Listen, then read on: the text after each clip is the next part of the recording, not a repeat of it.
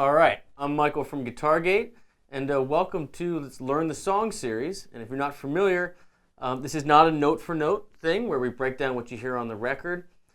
This is a live band or like a cover approach. So we go over the rhythm, the harmony, the melody, and just the overall theme of the tune.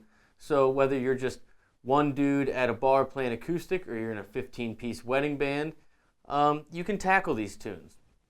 And this song is Angel from Montgomery. And this was written by John Prine, but then Bonnie Raitt made it really famous. And then most recently, Susan Tedeschi kind of brought it back from the Tedeschi Trucks Band. And this, honest to God, might be my most favorite song of all time. It's certainly in the running because it's one of those rare tunes that, again, you know, the rhythm, the harmony, the melody, and the lyrics all say the same thing. And it's a great theme, and it's clear, and it comes out gorgeous and beautiful. I just am absolutely in love with this tune. And every time that I've ever played this, whether I'm actually playing on guitar or just listening to it, and someone else is doing it at a bar or something like that, it just really captures people. Because most people know this song, and just the melody and the harmony and the feel is just, it's just really a great song. So if you need another slower tune, but something that's really going to capture the ears of your audience in a different way than the rest of your songs do, this is a really, really good choice. So I hope that you try this. So let's jump in here. Now, like I said, John Prine wrote this. Bonnie Raitt and Susan Tedeschi both kind of put their own spin on it. John wrote it in G. Bonnie plays it in E, and Susan does it in D. Now, I chose Bonnie's version just because you get that cool lick in E.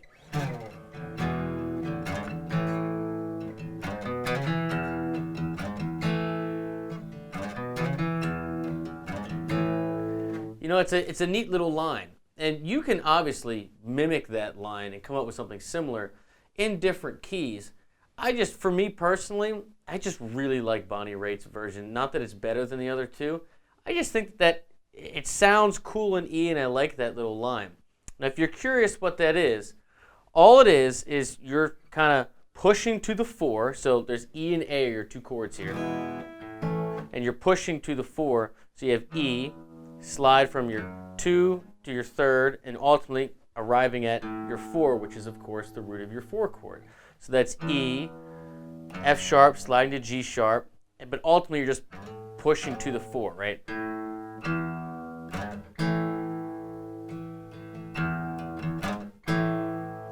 And the second half of that lick is it does that same push, and then it does the B, so that's your 5th in E, to C sharp, that's your 6th, and then to your root, back to E, right?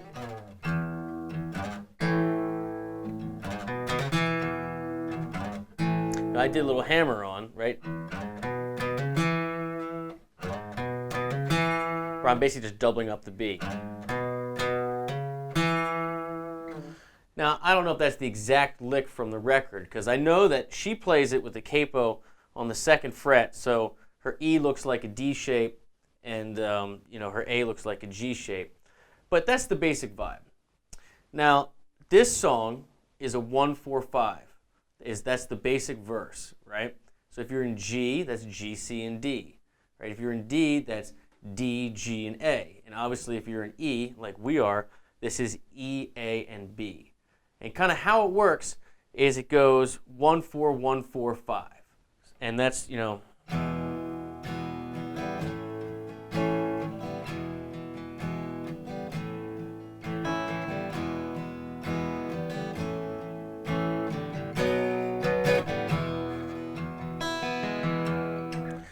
me correct myself. It's actually 1-4-1-4-1-4-5. And if you notice, on the 5, it's got a little push to the actual B, the 5 chord, is only 3 beats. So everything else, it's 4 beats in a measure. So 4 on E, 4 on A. You do that 3 times. And when you go to the 5, it's just 3. and then you go back to the 1 chord on beat 4 of that measure, and then it's 4 more beats to finish it off. Check this out. So 1, 2, 3, 4, 1, 2, 3, 4, 1, 2, 3, 4, 1, 2, 3, 4, 1, 2, 3, 4, 1, 2, 3, 4, 1, 2, 3, 4.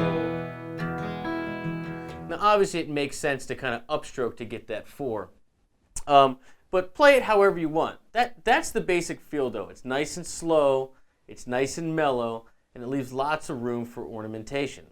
And so if you're one guitar player in the band, right, if it's just you or you're doing an acoustic thing, it makes the most sense to just kind of do what I did, you know?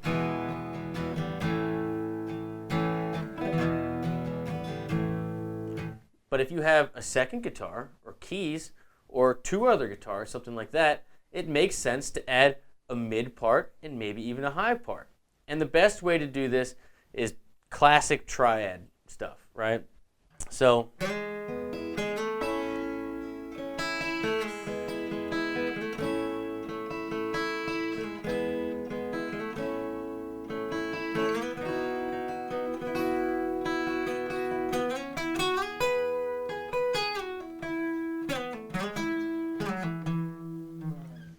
I threw a little lick in there just because I felt like it, but the point being is if you have one guitar going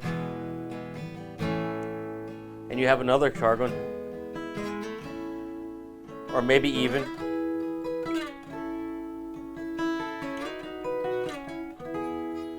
you see what I mean? So you don't want to step on anybody's rhythm, you want to stay out of everybody's space, but if you have different parts, get a low, get a mid, get a high, and make sure everybody's kind of, rhythmically doing something a little different. So that way there's different tonal spots and there's different rhythmic parts too, right? It's not a bunch of different things jumbling together. But you want to play loose. There's plenty of room for ornamentation. If you listen to like Susan Tedeschi and Tedeschi Trucks Band do this song, I mean, they have, I think, 2 drummers and it's like 15 pieces or something like that. And if you listen to it, the piano's doing some sprinkling, there's some slide guitar from Derek, there's there's a horn section doing little horn parts, but it's all those basic triads. That's all it is. Now here's my favorite part of the song, the chorus.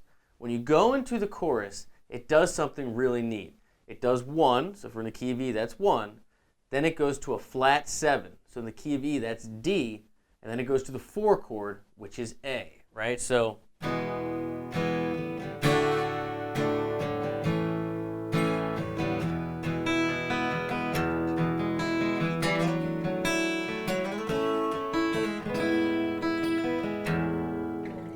very cool sound. It really paints that picture of, we really went somewhere. Like there's a big change here, right? It sets the tone for the vocalist to really get like that awesome hook, right?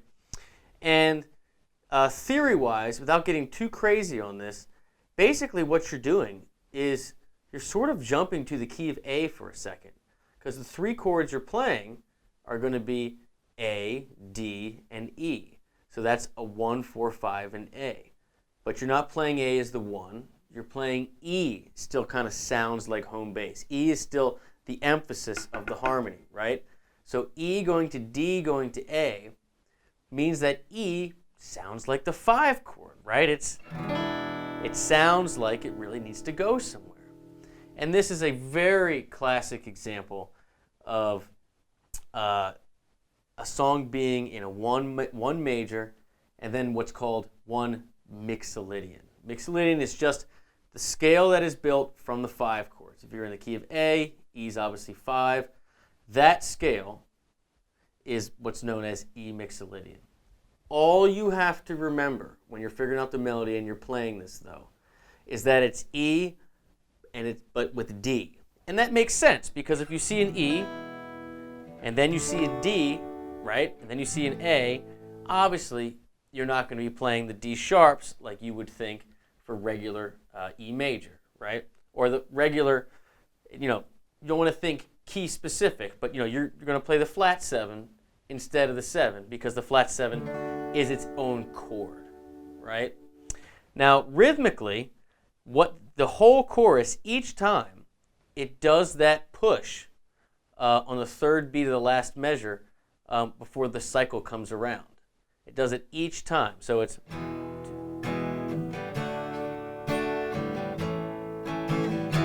right.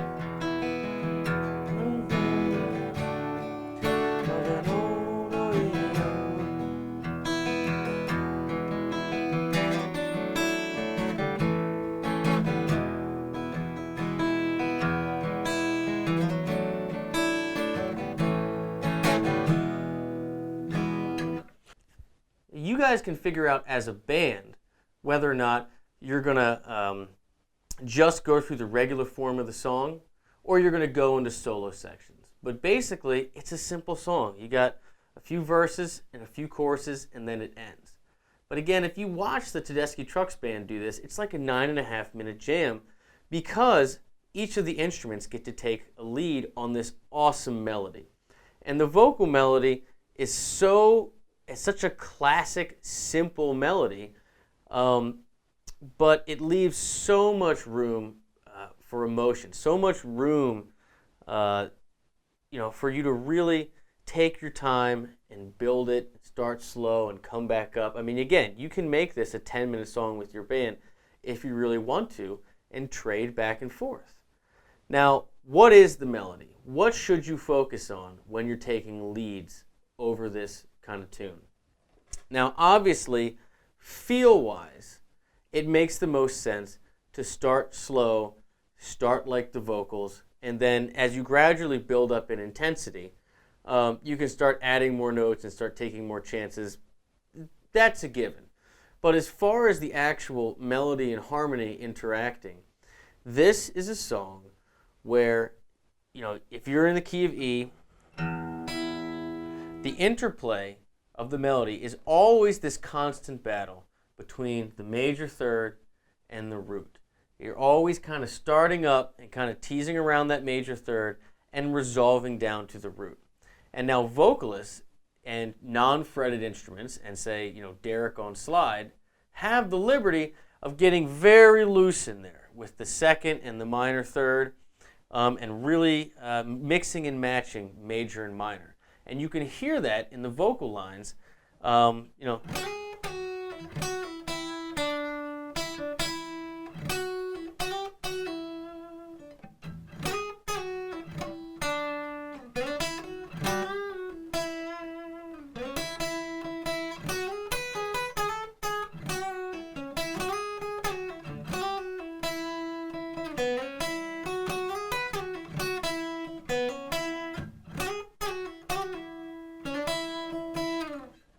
you can kind of see there that I'm just staying in this zone. This is my root, this is my second, this is my major third. Now again, this is the key of E, E, F sharp, G sharp, but don't get caught up in that. If you were in D, it'd be the same thing. D, E, and F sharp, your root, second, major, third. This is your whole melody motif is built from here. It's a...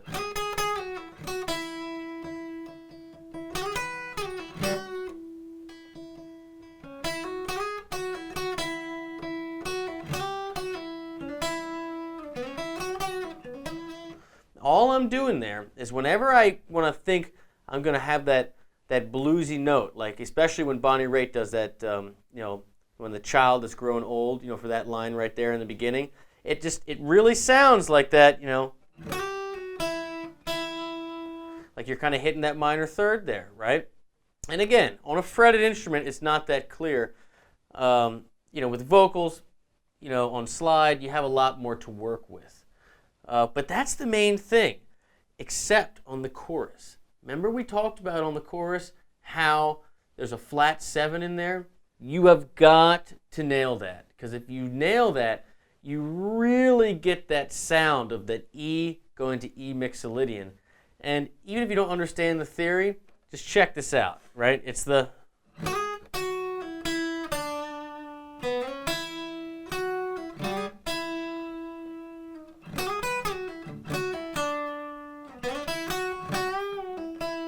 You hear it?